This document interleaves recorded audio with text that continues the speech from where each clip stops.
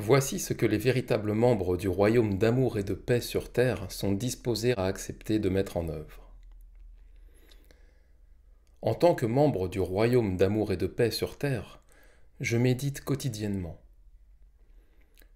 Je demande de tout mon cœur à la conscience divine de pénétrer dans ma conscience et d'en prendre les rênes, m'apportant sagesse divine et amour divin, afin que cela puisse bénir ma propre vie, tous ceux avec quoi je suis en relation, et le monde en général.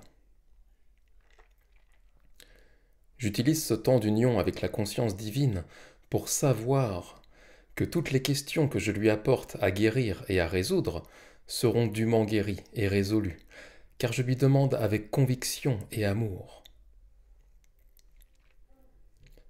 En tant que membre aidant à créer le royaume d'amour et de paix, j'écarte absolument toute pensée d'envie.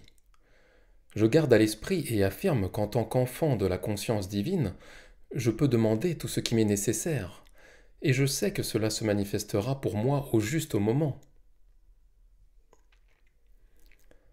En tant que véritable membre du royaume d'amour et de paix, je rejette quotidiennement toutes mes pensées égoïstes, et je les remplace par celles de l'amour compatissant et de l'amour inconditionnel, avec lesquels j'aide à construire le royaume.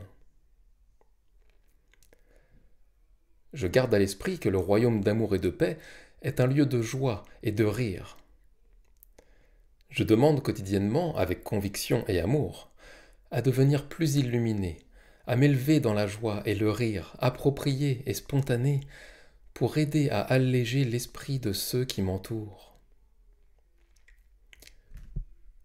Quotidiennement, je garde à l'esprit que pour surmonter l'ego et établir un contact profond et significatif avec les autres, je dois écouter. Je maîtrise l'impulsion de l'ego qui me pousse à parler de moi-même, et j'écoute l'autre, en m'efforçant de comprendre et de me mettre en empathie avec ce qu'il me dit.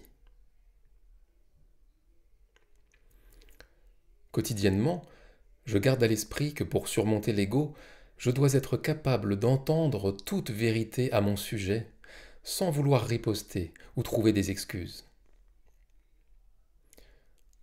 Dans le royaume d'amour et de paix, il n'y a pas de médisance, de punition ou de ressentiment. En entreprenant d'aider à construire le royaume d'amour et de paix sur terre, je dois transcender toutes les impulsions de l'ego et les échanger avec l'amour inconditionnel. Quotidiennement, je garde à l'esprit que dans le royaume d'amour et de paix, il y a seulement la connaissance que demain sera parfait, car la conscience divine remplit l'esprit et le cœur de chaque habitant du royaume.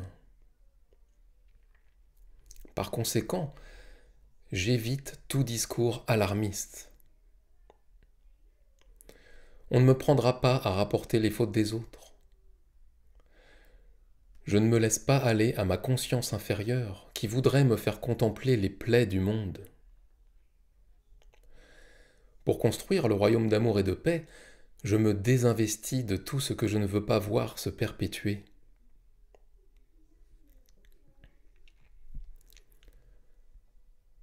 Vous devez vivre dans deux dimensions actuellement. Vous êtes dans le monde, avec tout son chaos et sa conscience déplaisante, et aussi sa merveilleuse impulsion de recherche spirituelle dans l'esprit, les émotions et le corps.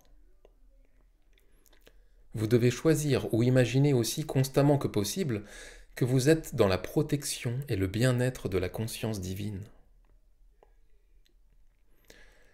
Cela signifie que lorsque vous êtes mis en contact avec les forces de conscience déplaisantes dans votre vie, vous devez continuellement prier la conscience divine de vous aider à ignorer la douleur, le dégoût, le rejet des offenseurs, dans lesquels votre humanité ou votre ego vous aurait entraîné.